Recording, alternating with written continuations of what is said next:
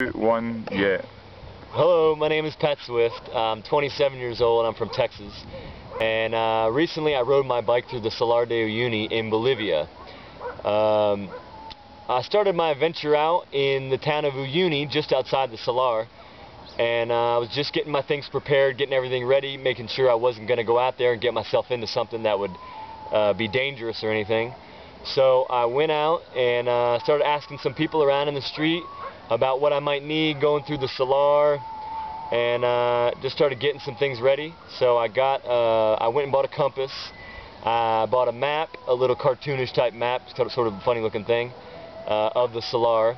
And I also got 2 days worth of food ready to go out there and ride through it.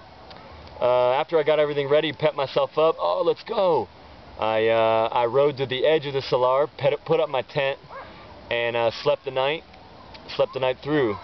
And so in the morning, woke up, got excited. The first place in the Salar that I wanted to see was the Salt Hotel. It's a salt hotel in the middle. A lot of people talked about it. It draws a lot of visitors over the year. And I wanted to go out there, have a cup of coffee, chat with some people before I took on such a cool thing like riding through the Salar. But so rode out about 5 kilometers to the Salt Hotel, met some people out there, talked, had some coffee, told them about what I was doing. They were going on some excursions to other parts of the Salar, and I pointed a way out into the distance at the Tanupa volcano and was saying, I'm going this way, I'm going out this way on my bicycle. So before I left the hotel, I said goodbye to everybody, took a couple pictures with some people, and aimed my front tire out to the Tanupa volcano and took off riding. Within 10 minutes of riding, I turned around to see if I could see the people that I just waved goodbye to and behind me, and they were out of sight. Basically the Salar swallows you into it, and from any which way you look, it's just flat whiteness, and you can see some mountains in the background. Really a gorgeous view. I mean, something that you wouldn't forget. So riding through the Salar, it took about 8 hours during the daytime. One of the cool things about it is it appealed to all your senses. You could smell the salt. You had a little salty taste on your mouth. You could feel the sun bouncing off the salt and warming you up. And one of the other things was you could hear the salt. You could hear it crack under your bike tires. So it was really cool riding out there. For lunch, set up my tent, made some tuna, salted my tuna with the salt from the floor, from the Salt Salar, and kept riding out.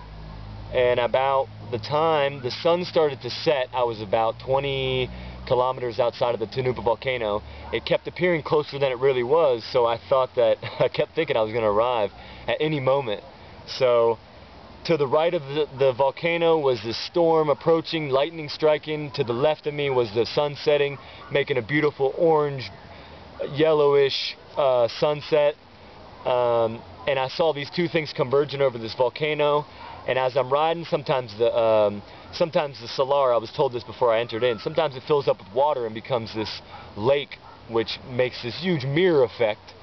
So here I am in the Salar alone, riding my bike, seeing the storm meeting the sunset on this volcano. Then the view starts to bounce off of the mirror lake in front of me, and I'm just thinking, man, this is just the best experience I've ever had. So I pull up and I finally finish out the Salar, ride out of it in the dark. In the distance there was a fire.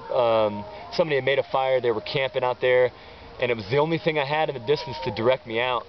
So when I got to the edge, I pulled the bike out. It was a real interesting transition from the salt to the mud, because there was a lot of puddles, and there was a lot of just different type of plants and everything. I had a headlamp. I was sort of looking around, trying to get everything, trying to take it all in. So I found a pueblo about 5 kilometers away from the Salt Salar, and found a meal for the night there, and they set me up. I told them my whole story and went to bed. But all in all, my whole experience riding through the Salar was a great one, and I want to come back someday and do it with a friend of mine or a family member. Thank you.